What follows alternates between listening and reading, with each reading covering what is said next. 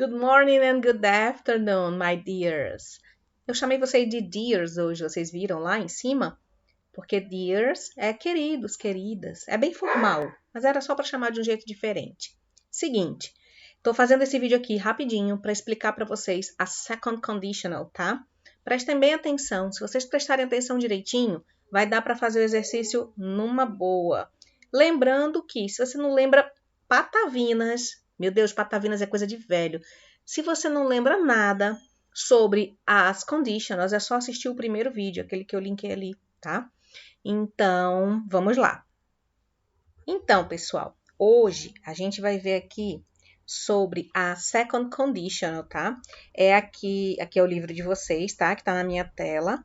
Então, a gente tem aqui na página 97, nesse capítulo que a gente tá vendo, nessa seção A Look into Language, tá? Uma olhada na linguagem, o conteúdo aí da second conditional, que é quando a gente usa if mais simple past mais would. Mas se eu falar só isso aqui, ninguém vai entender nada, né? Então, o que eu vou fazer? Eu vou para uma outra tela aqui para mostrar para vocês. Meu cachorro está sendo mal educado. Olha, não sei não, vice. Cachorro é o ó. Então, vamos lá. Olha só. As conditional clauses, ou orações condicionais, elas têm essa função de expressar uma condição ou uma hipótese, do tipo, se eu ganhar na loteria, eu vou comprar uma mansão. É uma hipótese, tá? Ou uma condição do tipo, se eu não estudar, eu não vou passar de ano. Então, eu estou dizendo que qual é a condição para eu passar de ano? Estudar, certo? Então, as mães, elas são ótimas em usar condicionais. Elas dizem assim, né? Você só vai para tal canto se você fizer tal coisa. Então, ela está usando uma condição para uma coisa acontecer, tá certo? E, no inglês, a gente separa esse tipo de condição em prováveis, possíveis, prováveis e impossíveis. Então, a second conditional, ela vai falar de condições improváveis, tá? Outra coisa interessante é você lembrar que as condicionais, elas geralmente são iniciadas com a conjunção if, if e f, tá? E por isso que em algumas gramáticas você vai encontrar ela como if clauses, tá bom? Que são orações com if, tá? E aí, elas são compostas de duas orações sempre, tá? É uma frase grande com duas orações. O que é uma oração mesmo, hein? Uma frase, uma oração.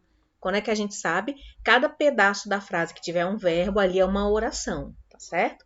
Então, uma frase com duas orações é porque tem dois verbos nela, tá certo? Então, olha só.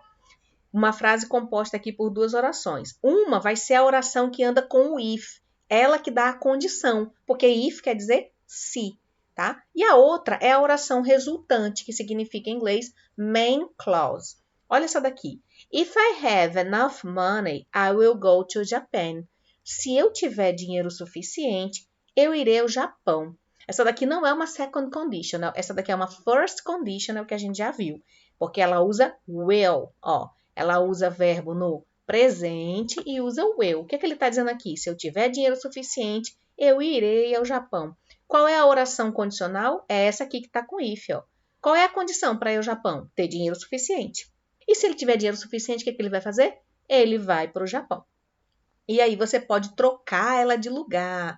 A if clause, qualquer if clause, você pode trocar as duas orações de lugar. Não precisa mudar nada na frase. É super simples. Você muda ela de lugar e ela fica ok. Você pode dizer, eu irei ao Japão se eu tiver dinheiro suficiente. Em português dá para fazer a mesma coisa, tá bom? Olha aqui um exemplo de first conditional, tá? Olha só, é o exemplo da primeira condicional, aquela que é uma condição ainda possível de acontecer.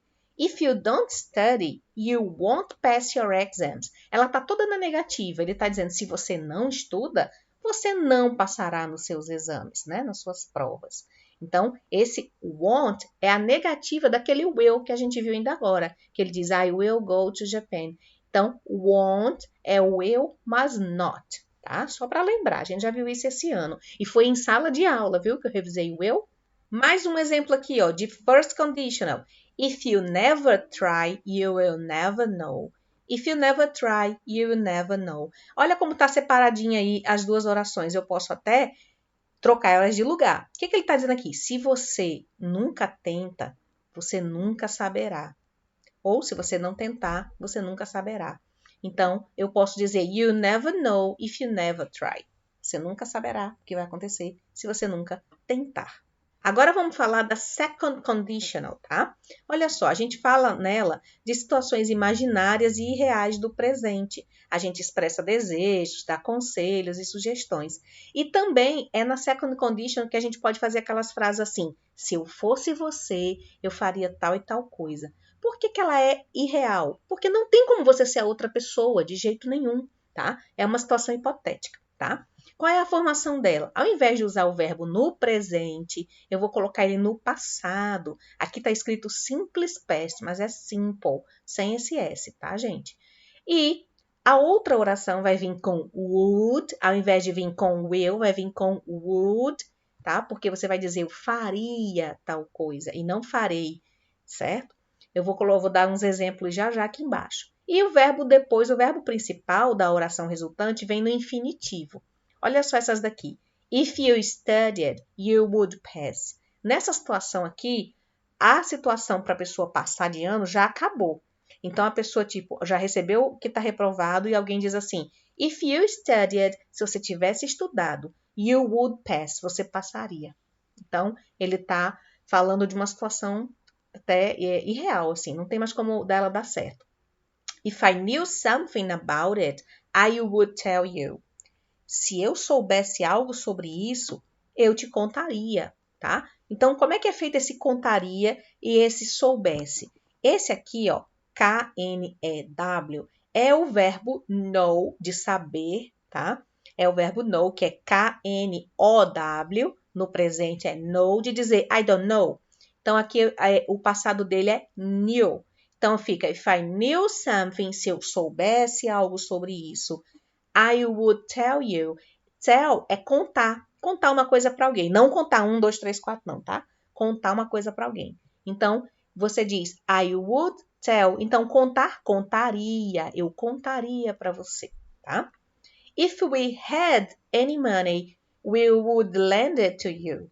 Se nós tivéssemos algum dinheiro, lembra que o verbo ter é o have, H-A-V-E? O passado dele é had, had. Então fica, if we had any money, se nós tivéssemos algum dinheiro, we would lend it to you. Nós emprestaríamos para você. E a última aqui, ó, if they wanted your opinion, they would ask. Se eles quisessem a sua opinião, eles perguntariam. Ask não é perguntar? Então, perguntariam, tá certo?